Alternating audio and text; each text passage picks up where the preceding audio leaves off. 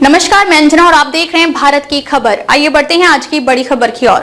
विहंगम योग संत समाज के 102 व वार्षिक उत्सव पर संत प्रवर पूज्य श्री विज्ञानदेव महाराज का दिव्य वाणी के कार्यक्रम का आयोजन बड़े ही धूमधाम से सिद्धेश्वर सभागृह मानेवाड़ा नागपुर में हुआ। संत प्रवर जी ने कहा कि वार्षिक उत्सव को इस वर्ष समर्पण दीप अध्यात्म महोत्सव के रूप में 26 नवंबर 2025 को सर्वेद महामंदिर धाम उमराह वाराणसी में मनाया जाएगा। साथ ही 25,000 कुंडीय स्वरवेद ज्ञान महायज्ञ होगा। इस आयोजन के और प्रचार प्रसार के लिए कश्मीर से कन्याकुमारी तक स्वरवेद संदेश यात्रा के क्रम में संत प्रवर पूज्य श्री विज्ञानदेव महाराज का आगमन नागपुर में हुआ था। संगीतमय स्वरवेद कथा सुनकर लोग भाव विभोर हो गए। सैकड़ों की संख्या में लोगों ने संत प्रवर विज्ञान देव जी महाराज का सत्संग का लाभ उठाया। इस कार्यक्रम को सफल बनाने में कुशल मार्गदर्शन विदर्भ संत समाज के संयोजक डॉक्टर निर्मल कुमार सिन्हा व नागपुर, गढ़चिरौली, यवतमाल, चंद्रपुर संत समाज का विशेष योगदान रहा। स्थित करेंगे और फिर हथेली घुटने पर रख लेंगे।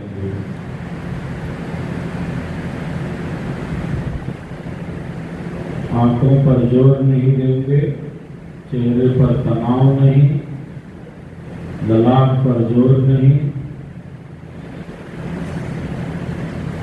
एक बार सामने अर्जुन को यह विधि बतलाई है भगवान ने कहा अर्जुन को, समम काय सिरो ग्रीवम, सिर ग्रीवा शरीर तीनों को एक सीध में रखो अर्जुन, सीधे बैठो।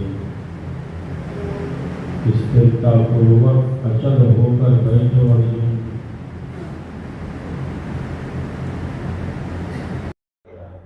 महाराज जी, विहंगम योग संत समाज का आज 102वां वर्षगांठ मना जा रहा है, क्या कहेंगे? विहंगम योग संत समाज का पावन 102वां वार्षिक उत्सव समर्पण दीप अध्यात्म महोत्सव के रूप में 25 एवं 26 नवंबर को काशी की पावन धरती पर स्वरवेद महामंदिर धाम के पवित्र प्रांगण में धूमधाम से मनाया जाना है। इस पावन अवसर पर 25,000 कुंडीय वैदिक महायज्ञ, स्वरवेद ज्ञान महायज्ञ एवं साथ ही समर्पण दीप का भी भव्य कार्यक्रम है। 26 नवंबर जो हमारे देश का संविधान दिवस है, इस दिन संध्या वेला में हजारों दियों की रोशनी से हम सब ऐतिहासिक स्वरवेद महामंदिर धाम को ही जगमग बनाएंगे। इन्हीं पावन संकल्पों के साथ यह राष्ट्रव्यापी यात्रा कश्मीर से कन्याकुमारी की ही तरफ बढ़ती जा रही है।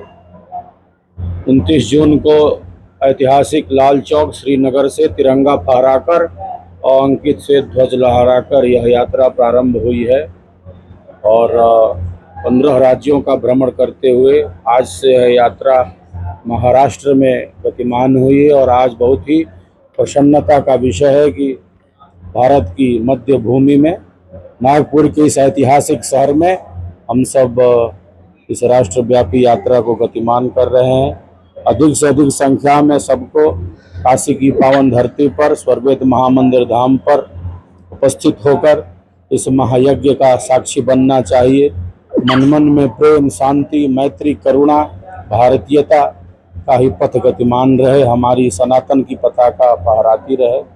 इसी पावन उद्देश्य के साथ यह संकल्प आज हम सब नागपुर में ले रहे हैं और इस महायज्ञ को भव्य से भव्य, दिव्य से दिव्य बनाने का संकल्प ले रहे हैं। स्वरवेद संदेश यात्रा जो रहेगी कश्मीर से कन्याकुमारी, कितने जनसंख्या उसमें रहेगी? इसमें हर जगह लोग एकत्रित होते जा रहे हैं। अब तक 2.5 लाख लोगों से ज़्यादा तक यह संदेश प्रत्यक्ष रूप से पहुंच चुका है और महाराष्ट्र के बाद तृतीय चरण संपन्न होगा और फिर चतुर्थ चरण में जो हमारे देश का पूर्वोत्तर भाग है, नॉर्थ ईस्ट, उधर यह यात्रा जाएगी और समापन दक्षिण भारत से होगा कन्याकुमारी तक। लाखों लाख जनों तक यह संदेश पहुंचेगा। आत्म जागरण से राष्ट्र जागरण, इसके बारे में थोड़ा क्या बताएंगे? हम सबके भीतर अनंत शक्ति है। जब प्रत्येक व्यक्ति जगेगा तब उसे राष्ट्र प्रेम की भावना के साथ उसका जीवन गतिमान होगा। ये राष्ट्र पुरुष है। राष्ट्र प्रेम मात्र आवश्यक नहीं बल्कि अनिवार्य है। हम भारत में रहकर, भारत भूमि में श्वास लेकर अपनी संस्कृति और अपनी परंपराओं से अलग नहीं हो सकते। हमारी संस्कृति विश्व की आदि संस्कृति है, हमारी भारतीय संस्कृति। तो आध्यात्मिक ज्ञान का जीवन दर्शन यही है कि हम अपनी संस्कृति और परंपराओं के साथ अपने जीवन का विकास करें, आत्म जागरण से राष्ट्र जागरण की तरफ आगे बढ़ें।